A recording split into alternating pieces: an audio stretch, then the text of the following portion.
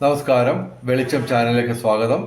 2025 September 19, 20, 21 തീയതികളിലെ ദിനഫലങ്ങൾ, രാശിഫലങ്ങളാണ് ഇതിൽ പറയുന്നത്. 12 രാശിക്കാരെക്കുറിച്ചും പറയുന്നുണ്ട്. ഒരു ദിവസം നമ്മൾ മിനിമം അറിഞ്ഞിരിക്കേണ്ട ജ്യോതിഷ വിവരങ്ങളാണ് ഇതിൽ ഏറ്റവും ചുരുക്കി അവതരിപ്പിക്കുന്നത്. പിന്നെ ഈ ജ്യോതിഷം പറയുന്നതിന് ദക്ഷിണ കൊടുക്കുന്ന ഒരു ആചാരമുണ്ട്. പണമായിട്ട് ഞങ്ങൾ ചോദിക്കുന്നില്ല. പകരം ഞങ്ങളുടെ ചാനൽ ദയവായി സബ്സ്ക്രൈബ് ചെയ്യുക. നേരത്തെ സബ്സ്ക്രൈബ് ചെയ്തവർ ലൈക്ക് ചെയ്യുക, ഷെയർ ചെയ്യുക, കമൻറ്റ് ചെയ്യുക. അതുപോലെ തന്നെ നിങ്ങളുടെ ജ്യോതിഷപരമായിട്ടുള്ള സംശയങ്ങൾക്ക് ഞാൻ മറുപടി പറയുന്നതാണ്. എൻ്റെ വാട്സാപ്പിൽ മെസ്സേജ് അയയ്ക്കാം. ദയവേത് ഫോൺ വിളിക്കരുത്. എൻ്റെ വാട്സാപ്പ് നമ്പർ 9847291363. ഈ ദിവസങ്ങളിലെ ദിനഫലങ്ങൾ അനുഭവവേദ്യമാകുന്നത്, അതിൻ്റെ കറക്റ്റ് ടൈമിങ് പറയാം. സെപ്റ്റംബർ 19 രാവിലെ 7:05 AM മുതൽ സെപ്റ്റംബർ 21 വൈകിട്ട് 3:57 PM വരെയാണ് ഈ ഫലങ്ങൾ അനുഭവവേദ്യമാകുന്നത്. ആദ്യം മേടം രാശി. അശ്വതി ഭരണി കാർത്തിക ആദ്യപാദം. മേടം രാശിക്ക് ഗുണാധിക്യമാണ്. ചന്ദ്രൻ ഡയറക്റ്റായിട്ട് അനുകൂലമല്ലെങ്കിലും ഇവർക്ക് 5 ഗ്രഹങ്ങൾ അനുകൂലമായിട്ട് നിൽക്കുന്നു. പ്രത്യേകിച്ച് സൂര്യനും ബുധനും 6ാം ഭാവത്തിൽ അനുകൂലമായിട്ട് നിൽക്കുന്നു. അപ്പോൾ തൊഴിൽപരമായിട്ടുള്ള നേട്ടം, പിതൃഗുണം, സന്താന നേട്ടം ഇവയൊക്കെ അനുഭവവേദ്യമാവും. ബൗദ്ധിക മേഖലയിലും വിദ്യാഭ്യാസ മേഖലയിലും കലാസാഹിത്യ രംഗങ്ങളിലും നേട്ടമുണ്ടാവും. വിവിധ സ്രോതസ്സിൽ നിന്ന് ധനവരവുണ്ടാവും. ഭാഗ്യപരീക്ഷണങ്ങളിൽ സാധ്യതയുണ്ട്. ഇവർക്ക് ചൊവ്വയും ശനിയും ഡയറക്റ്റായിട്ട് പ്രതികൂലമാണ്. ചൊവ്വാഴ്ച മുരുകക്ഷേത്രത്തിൽ വഴിപാടുകൾ നടത്തുക. ശനിയാഴ്ച ശിവന്, അയ്യപ്പന്, ശനിക്ക് വഴിപാടുകൾ നടത്തുക. മേടം രാശിക്ക് പൊതുവെ ഗുണാധിക്യമുള്ള ദിവസങ്ങളാണ്. ഇനി ഇടവൻ രാശി. കാർത്തിക അവസാന 3 പാദം, രോഹിണി മകയിരം ആദ്യ 2 പാദം. ഇടവൻ രാശിക്കും ഗുണാധിക്യമാണ് കാണുന്നത്. ഇവർക്ക് ഡയറക്റ്റായിട്ട് പ്രതികൂലമായിട്ട് ഒരു ഗ്രഹവുമില്ല. ഗുണദോഷ സമ്മിശ്രമായിട്ട് 5 ഗ്രഹങ്ങൾ നിൽക്കുന്നു. 4 ഗ്രഹങ്ങൾ ഡയറക്റ്റായിട്ട് അനുകൂലമായിട്ട് നിൽക്കുന്നു. 5 ഗ്രഹങ്ങൾ ഗുണദോഷ സമ്മിശ്രമായിട്ട് നിൽക്കുന്നു. ഇതിൽ അനുകൂലമായിട്ട് നിൽക്കുന്ന ഗ്രഹങ്ങൾ എല്ലാം തന്നെ ശക്തങ്ങളായ ഗ്രഹങ്ങളാണ്. വ്യാഴം, ശനി, ചൊവ്വ, ശുക്രൻ ഇവയൊക്കെ ഡയറക്റ്റായിട്ട് അനുകൂലമായിട്ട് നിൽക്കുന്നു. ഇവർക്ക് ഏർപ്പെടുന്ന ഏത് കാര്യത്തിനും ഒരു വിജയസാധ്യത നിലനിൽക്കും. അതുപോലെ തന്നെ സാങ്കേതിക മികവ് കൊണ്ട് ഇവർക്ക് അത്ഭുതങ്ങൾ സൃഷ്ടിക്കാൻ കഴിയും. ഒരാൾ ഇതിനെപ്പറ്റി സംശയം ചോദിച്ചു, ഈ സാങ്കേതിക മികവുമായിട്ട് ബന്ധപ്പെട്ട് എന്തോ സംഭവം എന്നുള്ളത് ഡീറ്റെയിൽഡ്. അതായത് നമുക്ക് എൻജിനീയറിങ് സൈഡിൽ, ടെക്നിക്കലായിട്ടുള്ള സൈഡിൽ തൊഴിൽ ചെയ്യുന്നവർക്ക്, പ്രത്യേകിച്ച് കമ്പ്യൂട്ടറുമായിട്ട് ബന്ധപ്പെട്ട തൊഴിലിൽ ഏർപ്പെട്ടിരിക്കുന്നവർക്ക്, അതുപോലെ തന്നെ എൻജിനീയറിങ് സൈഡ്, ടെക്നിക്കൽ സൈഡിൽ ബന്ധമുള്ള തൊഴിലുകൾ, അവർക്കൊക്കെ തൊഴിൽ രംഗത്ത് നേട്ടമുണ്ടാവും. അതാണ് ഉദ്ദേശിക്കുന്നത്. പിന്നെ ഇവിടെ വ്യാഴവും അനുകൂലമാണ്. അപ്പോൾ വ്യാഴവും ശുക്രനും അനുകൂലമാണ്. അപ്പോൾ ബന്ധങ്ങൾ ഊഷ്മളമാവും.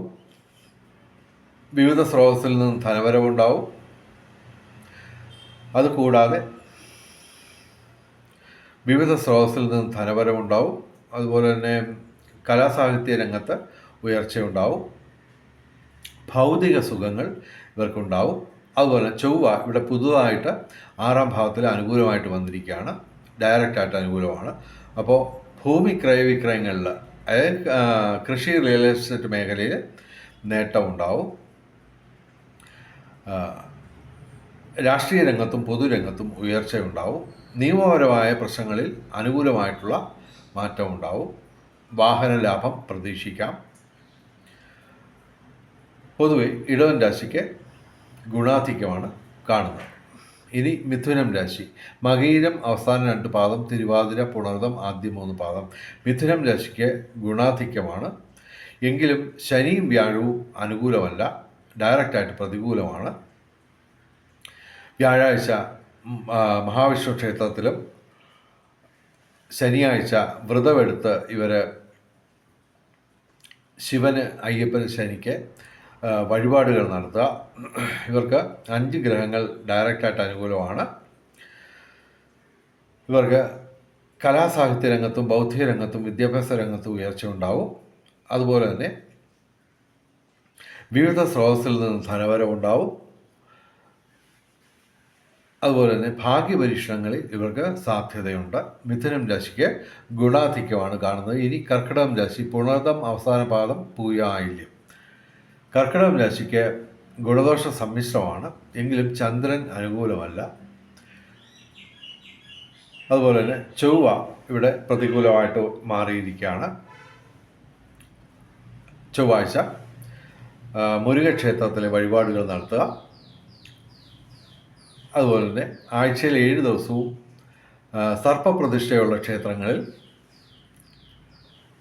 ദർശനം നടത്തുക. വ്യാഴാഴ്ച മഹാവിഷ്ണു ക്ഷേത്രത്തിൽ വഴിപാടുകൾ നടത്തുക. ഇവർക്ക് സൂര്യനും ശുക്രനും അനുകൂലമാണ് ഡയറക്റ്റായിട്ട്. അപ്പോൾ തൊഴിൽപരമായിട്ട് നേട്ടമുണ്ടാവും. പിതൃഗുണം, സന്താന നേട്ടം, അതുപോലെ തന്നെ കലാസാഹിത്യ രംഗങ്ങളിൽ നേട്ടമുണ്ടാവും. വിവിധ സ്രോതസ്സിൽ നിന്ന് ധനവരവുണ്ടാവും. ബന്ധങ്ങൾ ഊഷ്മളമാവും. കർക്കിടകം രാശിക്ക് ഗുണദോഷ സമ്മിശ്രമാണ്. ഇനി ചിങ്ങം രാശി. മകം പൂരം ഉത്രം ആദ്യ പാദം. ചിങ്ങം രാശിക്ക് ഗുണാധിക്യമാണ് കാണുന്നത്. കുറച്ചു കാലമായിട്ട് ഇവർക്ക് പ്രശ്നങ്ങളൊക്കെ ഉണ്ടായിരുന്നു, അതൊക്കെ മാറിത്തുടങ്ങി. ഇവിടെ പ്രധാനമായിട്ടും ഇവർക്ക് വ്യാഴം നേരത്തെ തന്നെ 11ാം ഭാവത്തിൽ ലാഭസ്ഥാനത്തായിരുന്നു. ഇപ്പോൾ ചൊവ്വയും ഇവർക്ക് അനുകൂലമായിട്ട് വന്നിരിക്കുകയാണ്. അപ്പോൾ ഭൂമി ക്രയവിക്രയങ്ങളിലും കൃഷി, റിയൽ എസ്റ്റേറ്റ് മേഖലയിൽ ഇവർക്ക് ഉയർച്ച ഉണ്ടാവും. രാഷ്ട്രീയ പൊതു രംഗങ്ങളിൽ നേട്ടമുണ്ടാവും. നിയമപരമായ പ്രശ്നങ്ങളിൽ അനുകൂലമായ മാറ്റം ഉണ്ടാവും. കലാസാഹിത്യ രംഗത്തും ബൗദ്ധിക രംഗത്തുമൊക്കെ ഉയർച്ച ഉണ്ടാവും. അതുപോലെ തന്നെ വിവിധ സ്രോതസ്സിൽ നിന്ന് ധനവരവുണ്ടാവും. അതുപോലെ തന്നെ പുതിയ സുഹൃത്തുക്കൾ ലഭിക്കാനുള്ള സാധ്യത, അതുവഴി നേട്ടം ഉണ്ടാവാൻ സാധ്യതയുണ്ട്. പിന്നെ ഭൗതിക സുഖങ്ങൾ. പൊതുവെ ചിങ്ങം രാശിക്ക് ഗുണാധിക്യമുള്ള ദിവസങ്ങളാണ്. എങ്കിലും ഇവർക്ക് സർപ്പം 7ാം ഭാവത്തിൽ പ്രതികൂലമായിട്ട് നിൽക്കുകയാണ്. ആഴ്ചയിൽ 7 ദിവസവും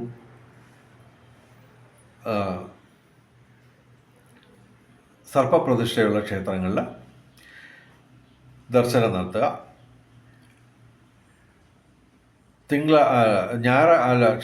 വെള്ളിയാഴ്ച ഗണപതി ക്ഷേത്രത്തിൽ അല്ലെങ്കിൽ ചാമുണ്ഡി ക്ഷേത്രത്തിൽ വഴിപാടുകൾ നടത്തുക. ഇവർക്ക് അഷ്ടമശനിയാണ്. അതിനാൽ ശനിയാഴ്ച വ്രതമെടുത്ത് ശിവന്, അയ്യപ്പന്, ശനിക്ക് വഴിപാടുകൾ നടത്തുക.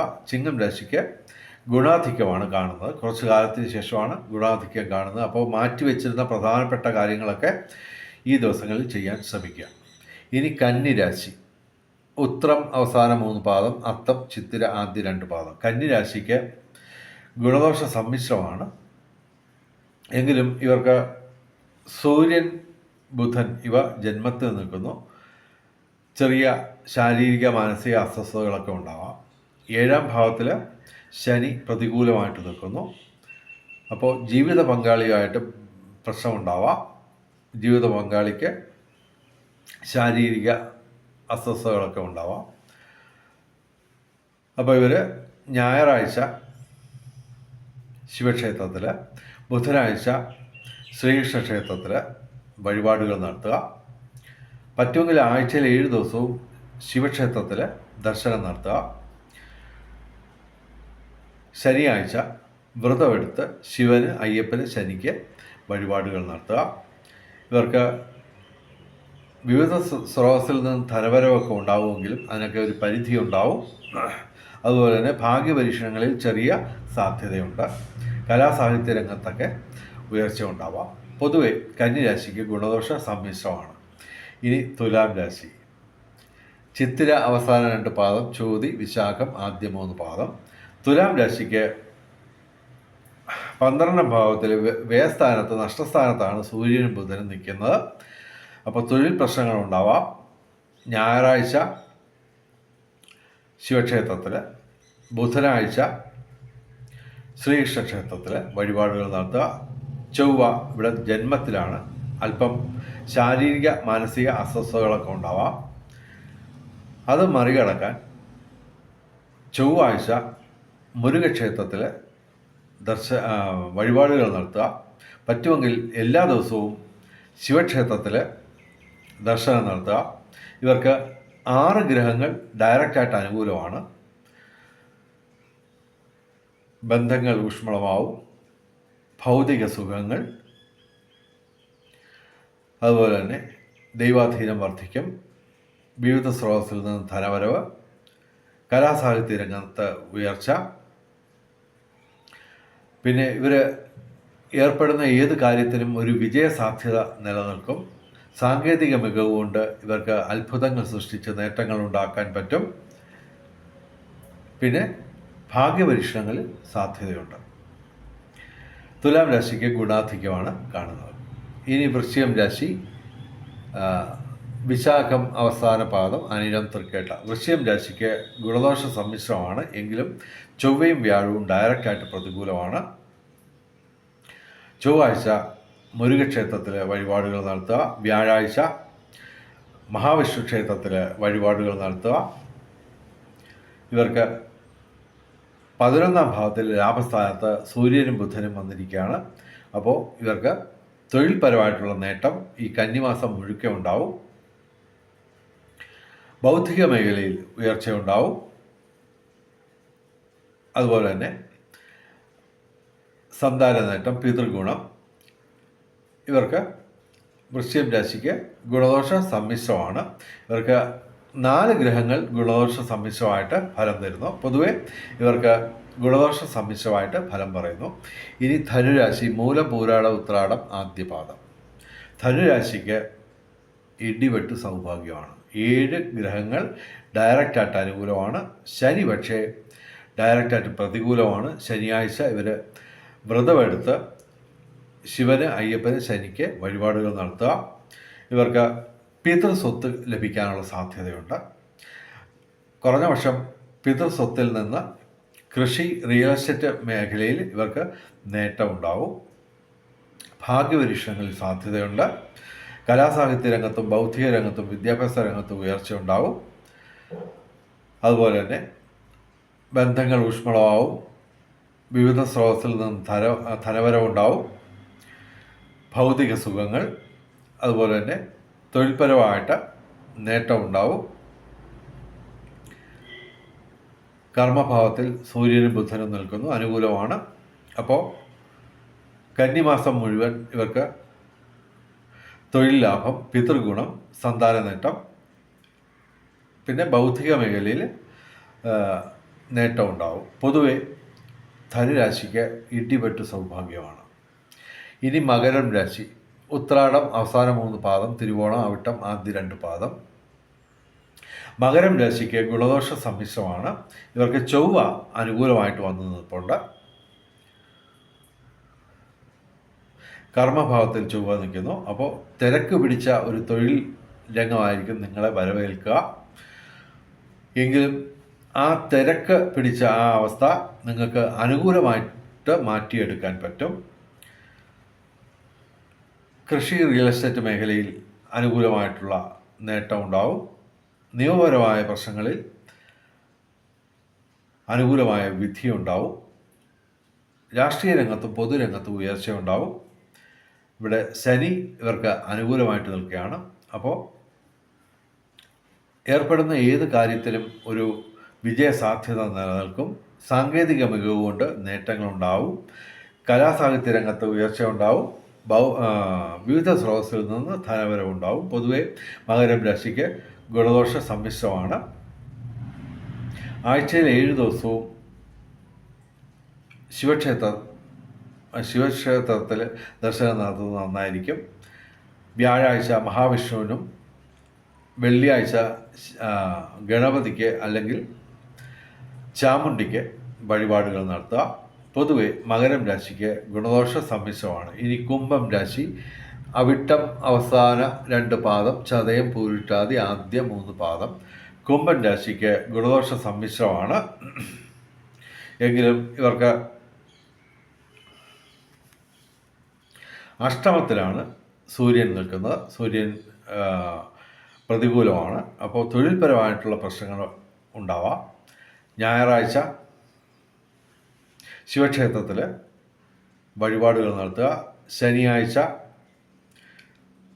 ശിവന്, അയ്യപ്പന്, ശനിക്ക് വഴിപാടുകൾ നടത്തുക.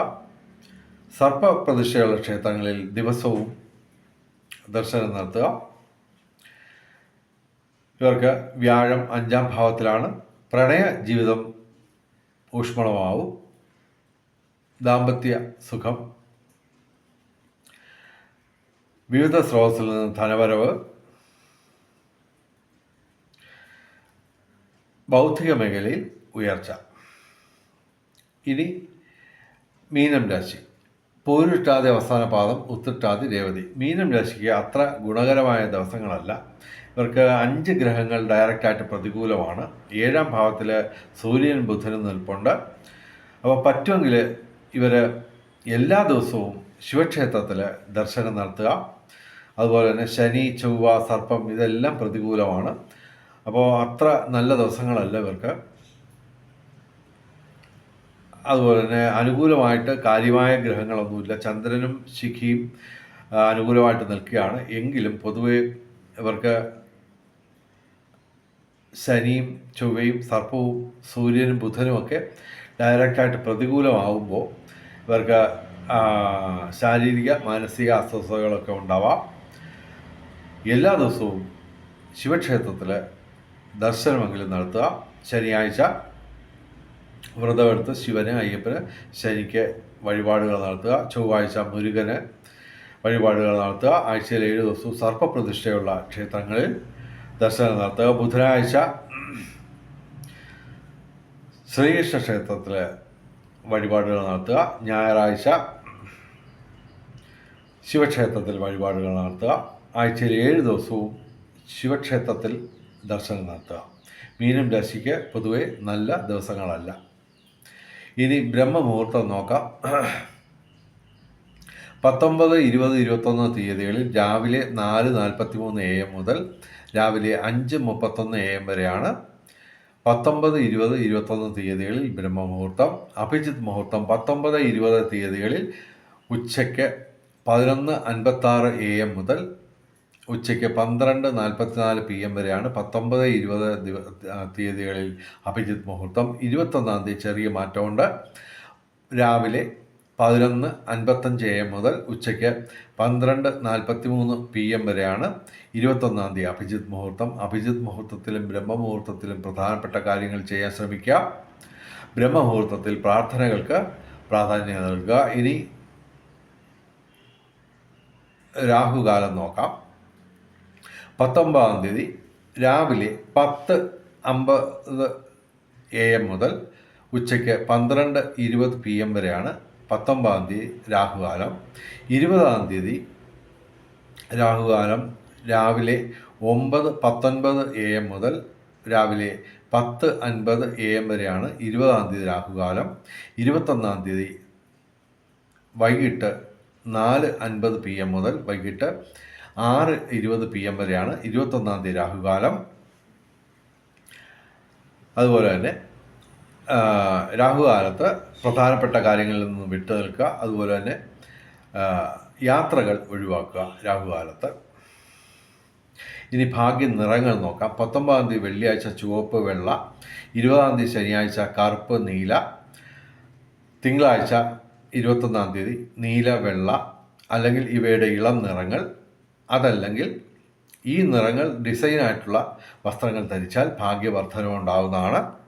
ഇനി ഭാഗ്യ നമ്പറുകൾ. സെപ്റ്റംബർ 19-ാം തീയതി ഏറ്റവും പ്രധാനപ്പെട്ട ഭാഗ്യസംഖ്യ എന്ന് പറയുന്നത് 1 ആണ്. 9, 8, 2, 0, 5 ഇവയും ഭാഗ്യസംഖ്യകളാണ്.